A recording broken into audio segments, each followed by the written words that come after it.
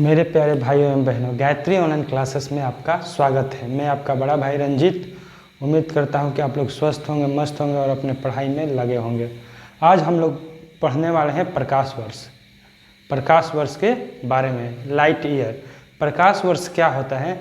तो प्रकाश द्वारा एक वर्ष में तय की गई दूरी को ही प्रकाश वर्ष कहते हैं।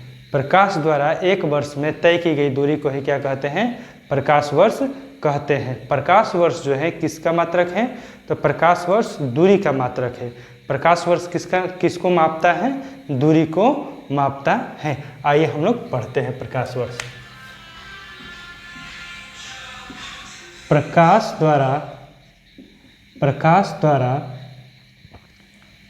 प्रकाश द्वारा एक वर्ष में तय की गई दूरी को प्रकाश द्वारा एक वर्ष में तय की गई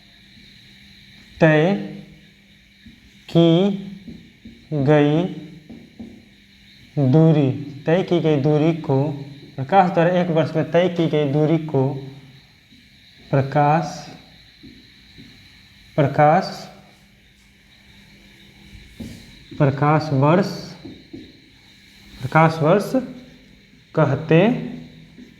प्रकाश द्वारा एक वर्ष में तय की गई दूरी को प्रकाश वर्ष कहते हैं। प्रकाश द्वारा एक वर्ष में तय की गई दूरी को प्रकाश वर्ष कहते हैं।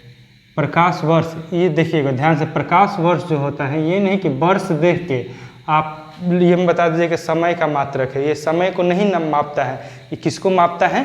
तो ये दूरी को मापता है।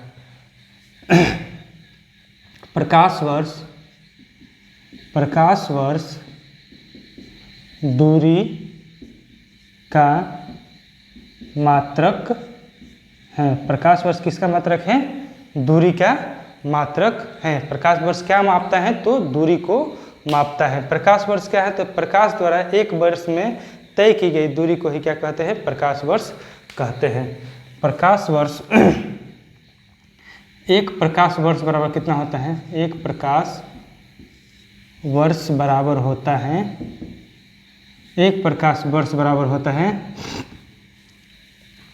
9.46 गुणे 10 के पावर 15 मीटर, या इसको हम और लिख सकते हैं 9.46 गुणे 10 के पावर 12 किलोमीटर। 9.46 गुणे 10 के पावर 12 किलोमीटर। अब हम लोग देखते हैं कि ये होता कैसे है। तो इसके लिए हमें क्या चाहिए? तो एक वर्ष में प्रकाश द्वारा तय की गई दूरी को ही हम प्रकाश वर्ष कहते हैं। तो दूरी ज्ञात करने के लिए हमें क्या चाहिए? प्रकाश की चाल चाहिए, और एक वर्ष में जितना समय होता है उसको हमें क्या करना पड़ेगा? ज्ञात करना पड़ेगा। तभी हम लोग यह ज्ञात कर सकते हैं कि प्रकाश वर्ष में कितना दूरी होता है। प्रकाश वर्ष में कितना दूरी होता है। तो आइए हम लोग इसकी गणना करते हैं।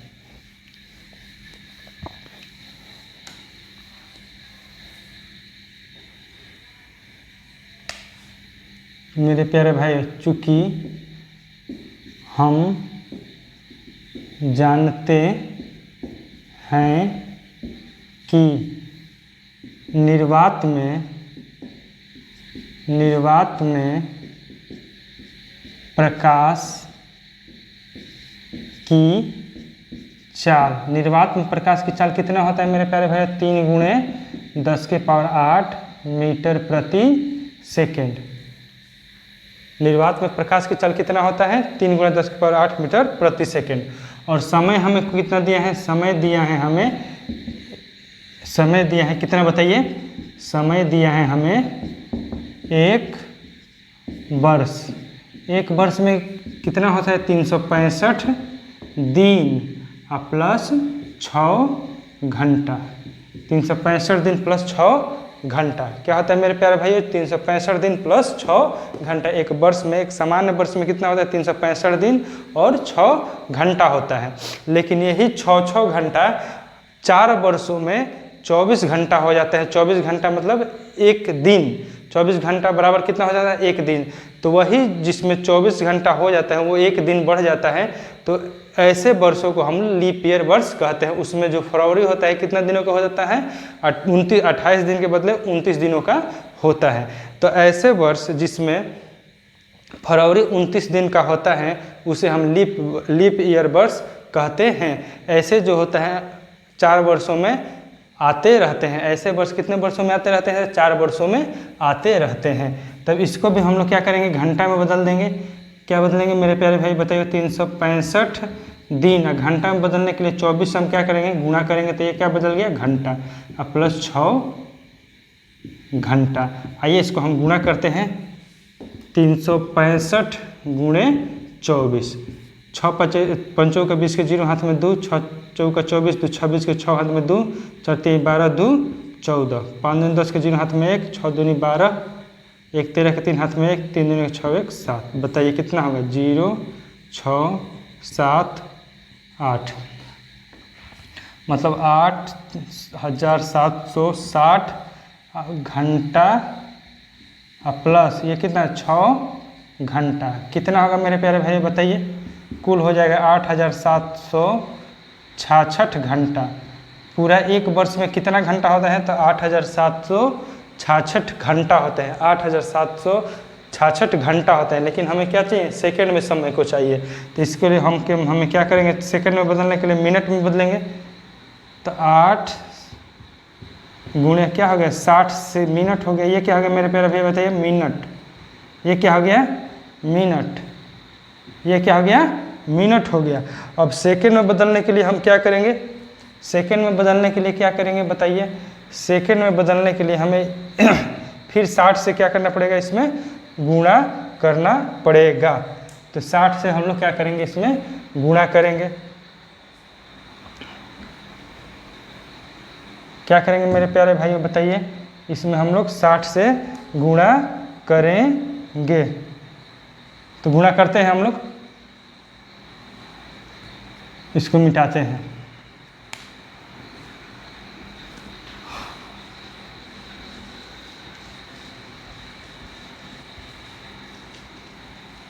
कितना होगा मेरे प्यारे भैया बताइए, 866 गुणे 60 गुणे 60।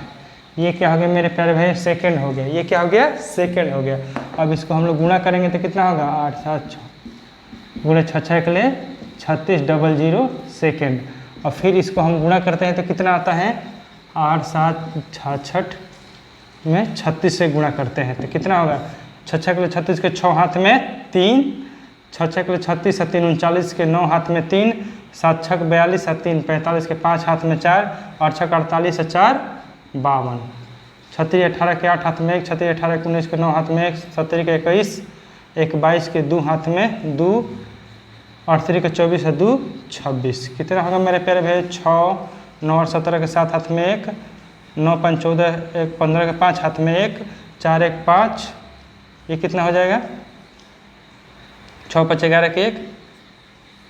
कितना होगा मेरे प्यारे भाइयों, 31 55 76, 31 55 76 00। ये क्या होगा, सेकंड होगा। क्या होगा, सेकंड। ये क्या होगा मेरे प्यारे भैया, ये सेकंड है। क्या है, ये अंक नहीं समझने का, ये क्या है, सेकंड। तो पूरा जो हो एक वर्ष में कितना सेकंड होता है, तो इतना ही सेकंड होता है। 31 55 76 00, 31 55 76 00। अब ध्यान से हम लोग समझते हैं, आइए।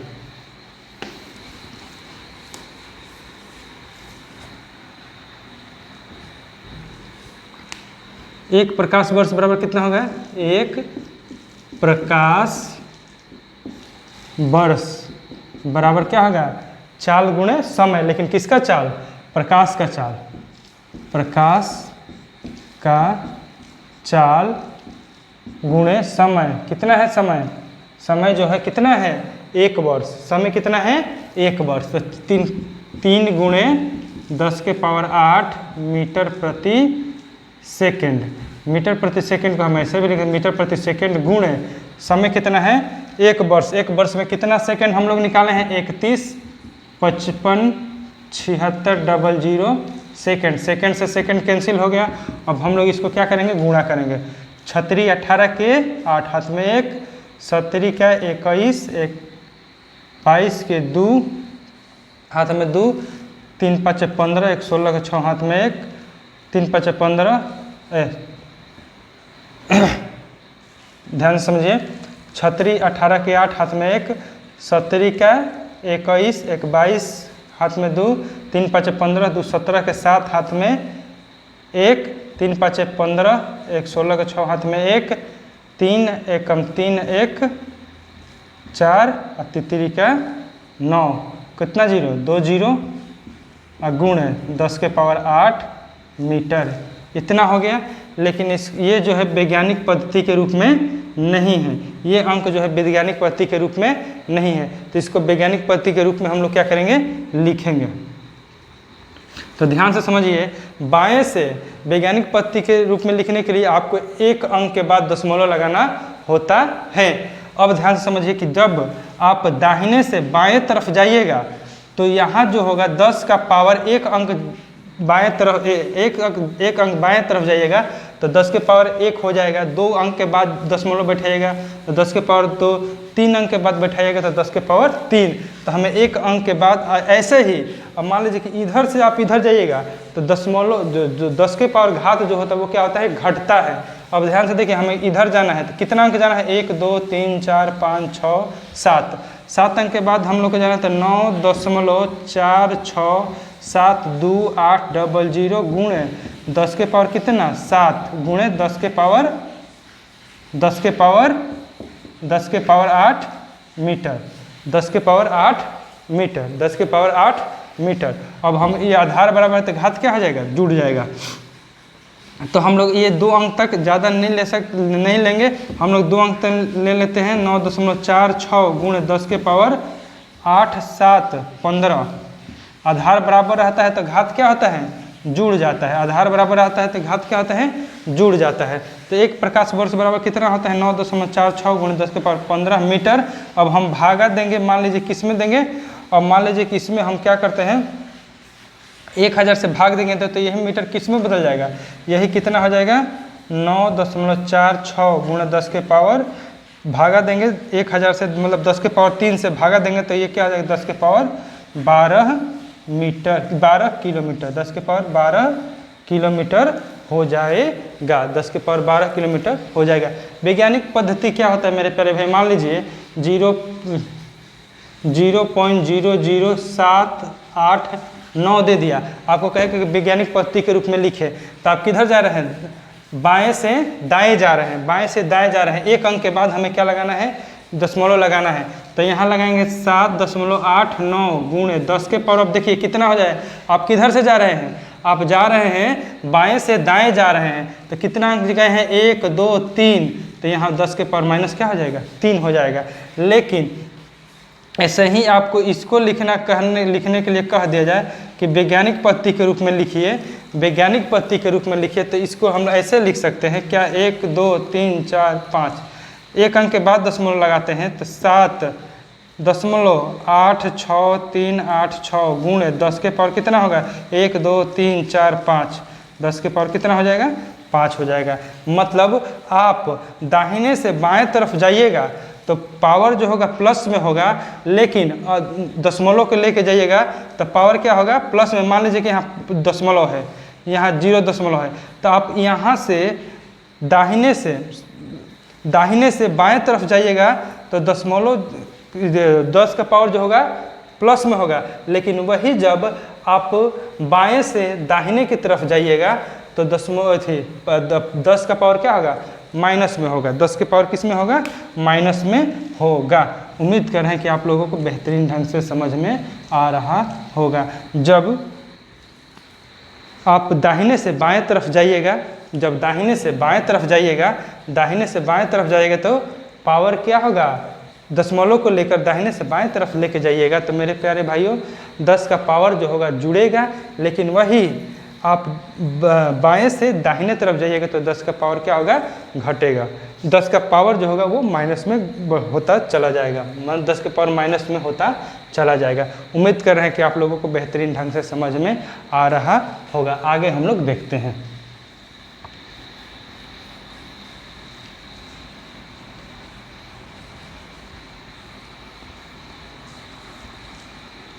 आगे हम लोग एक क्वेश्चन करते हैं। क्वेश्चन क्या है मेरे प्यारे भाइयों? क्वेश्चन है भारती भवन की किताब के ही क्वेश्चन है, क्वेश्चन नंबर 4। क्वेश्चन नंबर 4 जो है भारती भवन की किताब का question number 4 page number 5। Question number 4 page number 5 कि एक फुट को मीटर में, 1 फुट को मीटर में व्यक्त करें जहां 1 इंच बराबर दे दिया है। 1 इंच बराबर कितना होता है, 2.54। ये क्या कर दिया आपको, दे दिया है 2.54 दे दिया है। तो हल क्या किया है मेरे प्यारे भाई, दिया है, लिखेंगे हम दिया है। क्या किया है, दिया है 1 इंच बराबर 2.54 सेंटीमीटर। सॉरी, यहाँ दिया है 2.54 सेंटीमीटर, ये दे दिया है। चूँकि हम जानते हैं कि, क्या जानते हैं बताइए, चूँकि हम जानते हैं कि 1 फुट बराबर कितना इंच होता है, 12 इंच होता है। 1 फुट बराबर कितना होता है, 12 इंच होता है। 1 फुट बराबर कितना होता है, 12 इंच होता है। और 1 इंच बराबर कितना, 2.54 सेंटीमीटर। 2.54 सेंटीमीटर। तो 12 गुणे 1 इंच के वैल्यू कितना होता है मेरे प्यारे भाइयों, बताइए। 1 इंच के मतलब कितना होता है, जैसे हम लिख सकते हैं 12 गुणे 1 इंच। 12 गुणे 1 इंच के मतलब क्या होगा, अब 1 इंच के जगह हम 1 इंच का वैल्यू कितना है, 2.54 सेंटीमीटर। तो क्या होगा, 2.54 सेंटीमीटर। जब इसको हम लोग गुणा करेंगे तो गुणा करते हैं, 12 में 4 से गुणा करते हैं, 12 चौक 48 के 8, हाथ में 4, 12 5 60 और 4 64 के 4, हाथ में 6, 12 दूनी 24 और 6 30। 2 अंक के बाद दशमलव बैठा देंगे सेंटीमीटर। लेकिन हमसे क्या पूछा है, मीटर में पूछा है। तो मीटर में बताने के लिए हमें क्या करना पड़ेगा, हमें 100 से भाग देना पड़ेगा, क्योंकि 100 सेंटीमीटर बराबर 1 मीटर होता है। फुट बट्टे में 100 कर देंगे तो ये क्या होगा, सेंटीमीटर। जब हम भाग करेंगे तो कितना होगा मेरे प्यारे भाइयों बताइए, ये हो जाएगा 0.3048 मीटर। 0.3048 मीटर। उम्मीद कर रहे हैं कि आप लोग बेहतरीन ढंग से समझ रहे होंगे। अब इसी को आपको कह दिया जाए, कि 15 फुट को मीटर में व्यक्त करें। 15 फुट को क्या करें, मीटर में व्यक्त करें। चलिए हम लोग कर लेते हैं, कुछ नहीं करना है, हम लोग 15 फुट को मीटर में व्यक्त कर लेते हैं। आइए ध्यान दीजिए, यहाँ दिया है 1 इंच। चूंकि हम जानते हैं कि 1 फुट बराबर कितना इंच, 12 इंच। तो 15 फुट बराबर कितना हो जाएगा मेरे प्यारे भाई बताइए।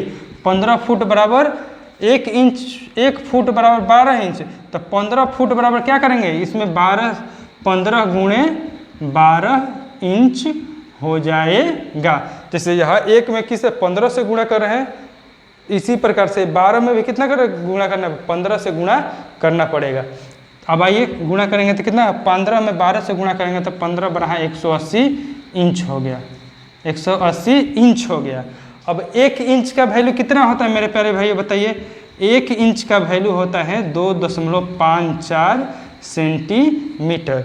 2.54 सेंटीमीटर। 2.54 सेंटीमीटर। अब गुणा करते हैं इसको, 18 में 4 से 18 चौक 72 के 2 हाथ में 7, 18 5 90 और 7 कितना होगा 90 7 97 के 7 हाथ में 9, 9 दूनी 18 दूनी 36 और 9 45, कितना जीरो है 1 जीरो। कितना अंक के बाद दशमलव बैठेगा मेरे प्यारे भैया 2 अंक के बाद, ये हो गया सेंटीमीटर। लेकिन यहाँ तक नहीं फर जाएगा, हम लोग को किस में आंसर निकालना है तो मीटर में निकालना है। किस में निकालना है मीटर में। तो मीटर में बदलने के लिए हमें क्या करना पड़ेगा 45 7 0 सेंटीमीटर बाटे में 100 कर देंगे तो किस में हो जाएगा मीटर में। अब कितना हो जाएगा मेरे प्यारे भाई 2 अंक और बढ़ जाएगा 4.5720 मीटर।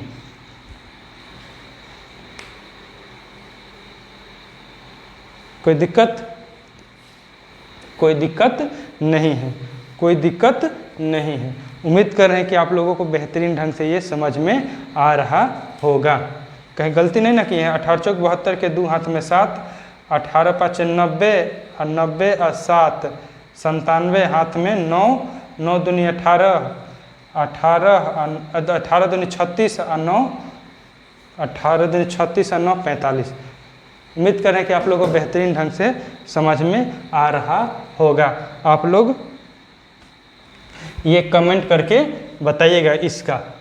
इसका 20 फुट को मीटर में व्यक्त करके आप लोग बताइएगा। क्वेश्चन ये क्वेश्चन करके आप लोग कमेंट बॉक्स में कमेंट कीजिएगा।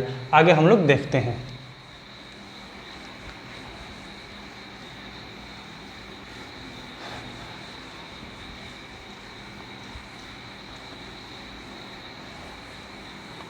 भारतीय भवन के page number 5 question number 6, page number 5 question number 6, question number 6 page number 5 है। ठीक है ना, कि 1 ग्राम बर्फ को पिघलने में 1 ग्राम बर्फ को पिघलने में 80 कैलोरी ऊर्जा खर्च होता है, चाहे खपत होता है। तो 1 केजी बर्फ को पिघलने में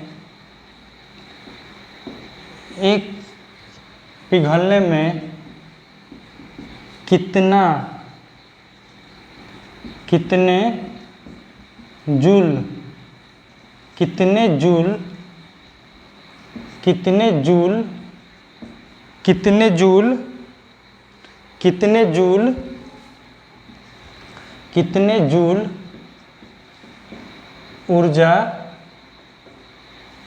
जूल ऊर्जा खपत होगा।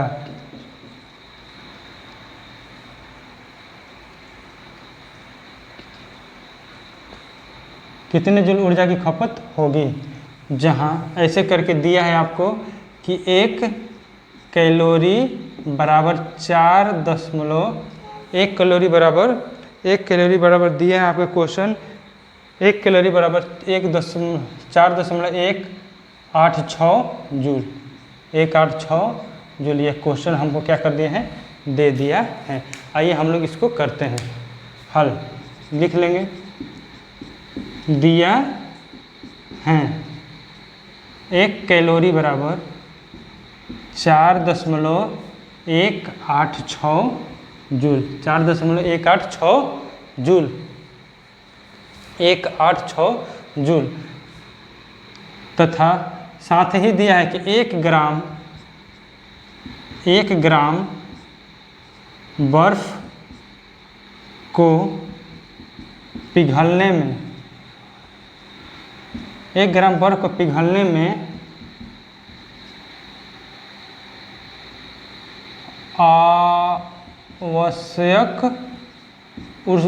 आवश्यक ऊर्जा कितना है मेरे प्यारे भाई। आवश्यक ऊर्जा है 80 कैलोरी, 80 कैलोरी। कितना है? 80 कैलोरी। तो 1000 ग्राम, 1 किलोग्राम, 1 किलोग्राम का मतलब कितना होगा? 1000 ग्राम, 1000 ग्राम। तो 1000 ग्राम, 1 किलोग्राम, 1 किलोग्राम बर्फ को पिघलने में आवश्यक ऊष्मा, आवश्यक ऊर्जा कितना होगा मेरे प्यारे भाइयों बताइए। तो 1 किलो को हम कितना लिख सकते हैं? 1 ग्राम का है 80, तो 1 किलोग्राम का मतलब 1000 ग्राम, 1000 ग्राम, 1000 ग्राम गुणे 1 ग्राम के लिए कितना ऊर्जा चाहिए? 80 कैलोरी चाहिए। तो मेरे प्यारे भाइयों अब बताइए, एक ग्राम बर्फ को पिघलने के लिए कितना? 80 कैलोरी चाहिए। तो 1000 बर्फ को के लिए कितना कैलोरी ऊर्जा चाहिए? तो 1000 गुणे 80 कैलोरी, 1000 गुणे 80 कैलोरी। तो कितना चाहिए? 8000